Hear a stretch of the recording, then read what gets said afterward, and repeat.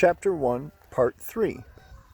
How is it possible that this lonely recluse, all alone in the remote Siberian taiga, has at the same time managed to soar over our lives in real time and space?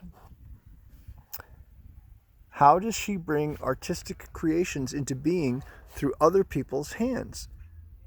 They are all about light, about goodness, about Russia, about nature, about love. Quote, she will cover the world with her great poetry of love. Poems and songs will shower the whole planet like a spring rain and wash away its accumulated filth, unquote, Anastasia's grandfather told me. But how does she do it? I asked. And the answer? Quote, she gives off inspiration and illumination by the energy of the impulse of her own aspirations, by the strength of her dreams. What kind of power is hidden in her dreams?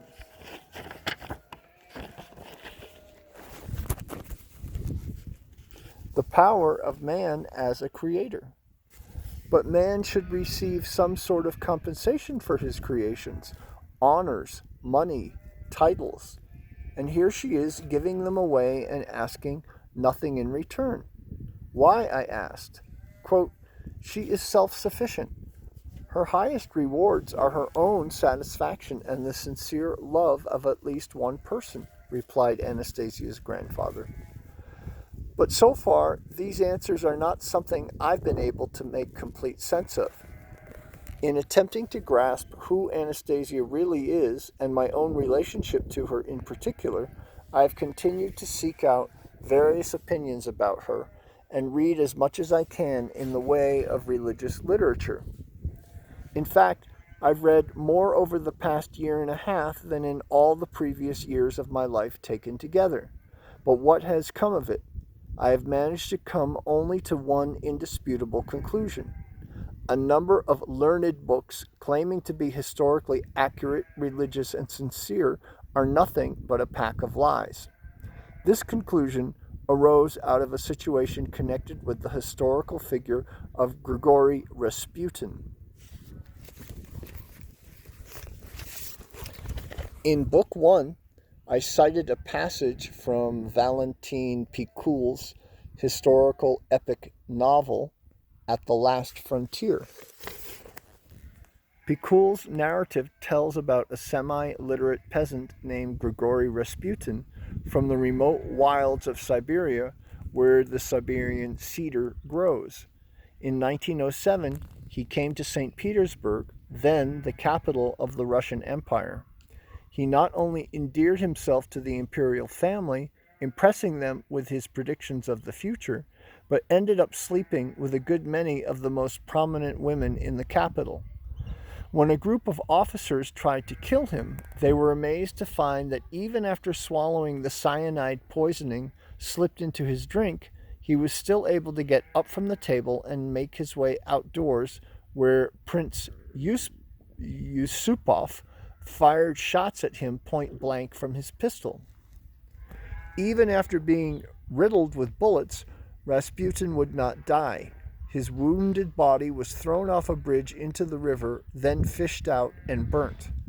The mysterious and enigmatic Grigory Rasputin, who impressed everyone with his stamina, grew up amidst the cedars of the Siberian taiga. This is how a contemporary journalist described his staying power. At the age of 50, he could begin an orgy at noon and go on carousing until 4 o'clock in the morning. From his fornication and drunkenness, he would go directly to the church for morning prayers and stand praying until 8 before heading home for a cup of tea. Then, as if nothing had happened, he would carry on receiving visitors until 2 in the afternoon. Next, he would collect a group of ladies and accompany them to the baths. From the baths, he would be off to a restaurant in the country where he would begin repeating the previous night's activities. No normal person could keep up a regime like that. As with many other people, such descriptions also shaped my impression of Rasputin as a hopeless debaucher. But the fate But fate threw my way a different concept, as though trying to induce me to reconsider.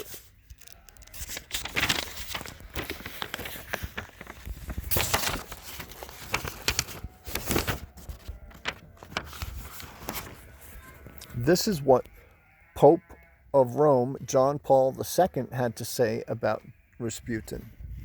Quote, "Today from the river comes unscathed the body never found of a holy monk, and his secret offspring will enter into the ark with prayer." What's going on here? On the one hand, he's referred to as a debaucher, on the other, a holy monk. Where is the truth, and where is the lie? There's more. The text of some of Rasputin's notes, written during a trip to the Holy Land, happened to fall into my hands as they were brought to Paris by a refugee from the USSR named Lobachevsky. This is what Rasputin himself wrote. "The sea effortlessly comforts. When you awake in the morning and the waves speak, they dance and make glad, and the sunlight glistens on the sea. It seems to rise ever so quietly, and at that moment man's soul forgets all about mankind and fixes its gaze on the glow of the sun, and a happiness kindles in man, and he feels in his heart the book of life and the higher wisdom of life. Indescribable beauty. The sea awakens him from the dream of earthly vanities, and many thoughts arise all by themselves, quite effortlessly. The sea is a vast space, but the mind is even more spacious. There is no end to man's higher wisdom. No philosophy can possibly contain it. Another moment of stupendous beauty comes when the sun sets over the sea and its rays fill the western sky. Who can estimate the beauty of the sun's twilight rays? They warm and caress the soul and offer healing comfort. The sun disappears behind the mountains, minute by minute, and man's heart grieves a little at its amazing twilight rays. And then it grows dark. And oh, what silence falls! Not even the sound of a bird is heard. Lost in thought, man begins to pace the deck of the ship, involuntarily recalls his childhood and all of life's kerfuffle, and begins to compare the silence around him with the bustle of the world, and quietly talks with himself, desiring company to stave off the tedium inflicted upon him by his enemies." Unquote. So who were you, Siberiak? I guess Siberiak is the Russian word denoting a resident of Siberia. Were you a Russian named Grigory Rasputin? Where is the truth written about you, and where is the lie? How to make sense of it all? What can one rely upon in trying to fathom the essence of one's being, one's destiny? What great works can help one discern between truth and falsehood? Where is the spiritual and sincere as opposed to a mere pretense of omniscience? Perhaps one should try probing one's own heart.